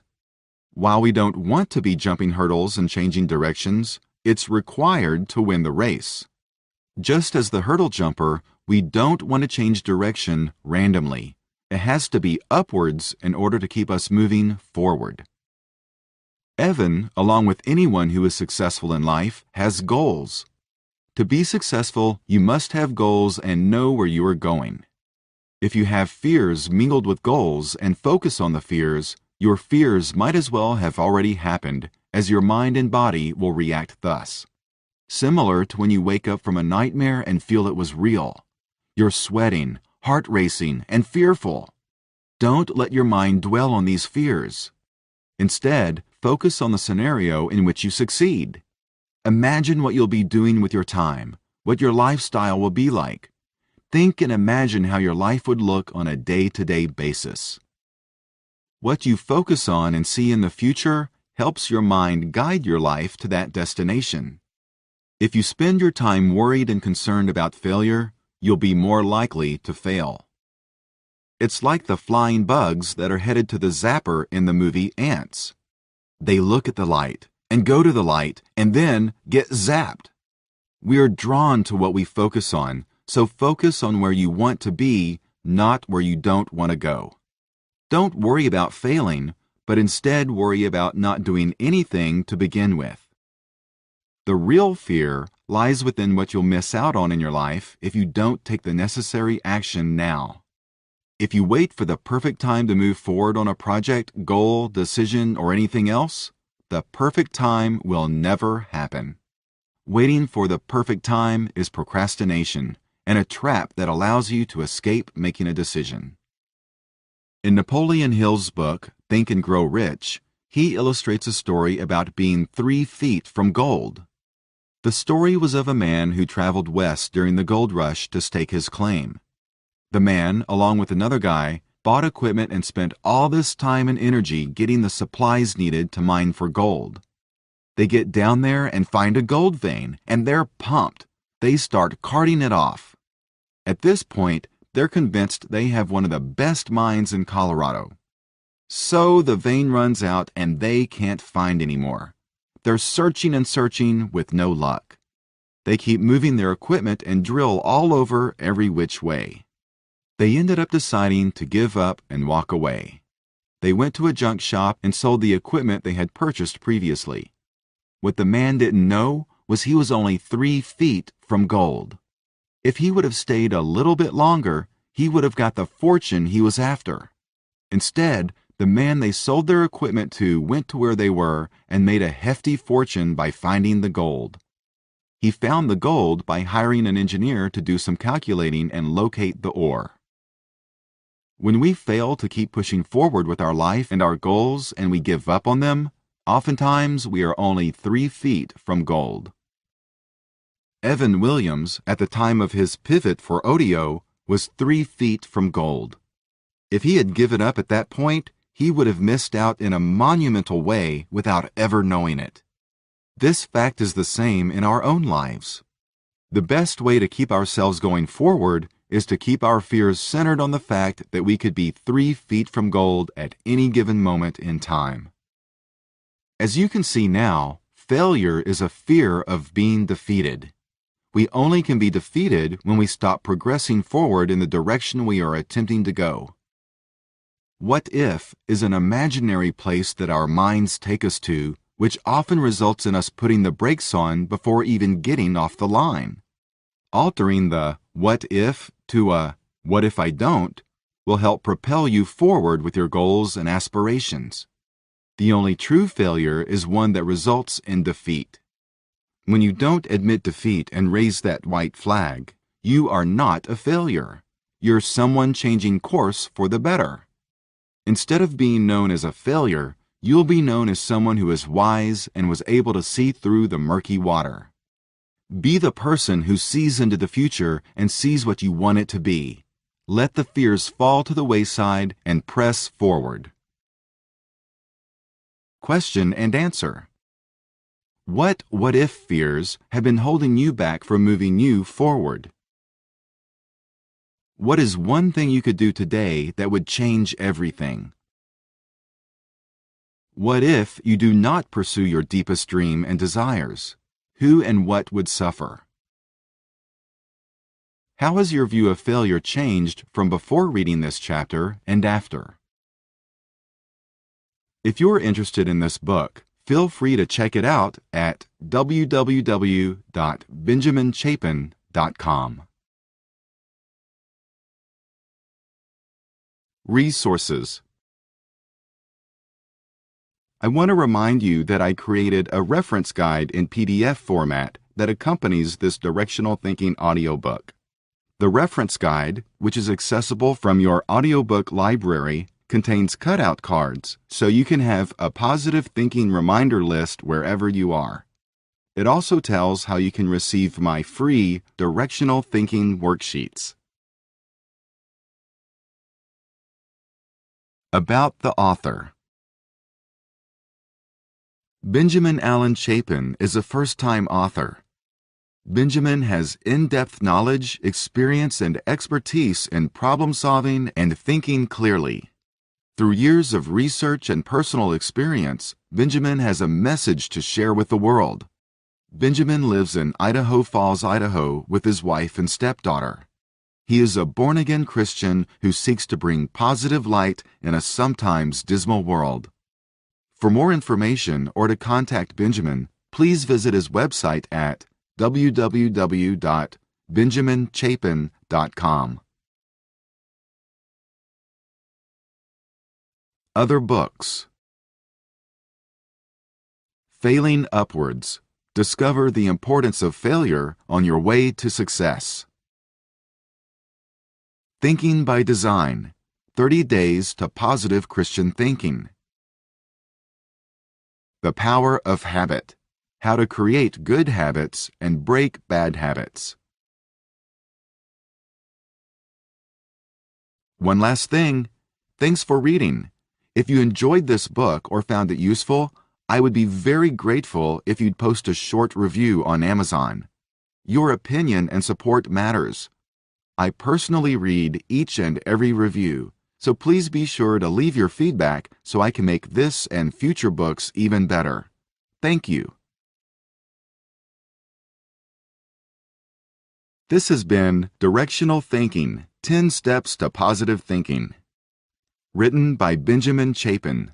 Narrated by J. Pritchard. Copyright 2014 by Benjamin Allen Chapin. Production copyright 2014 by Benjamin Allen Chapin. Audible hopes you have enjoyed this program.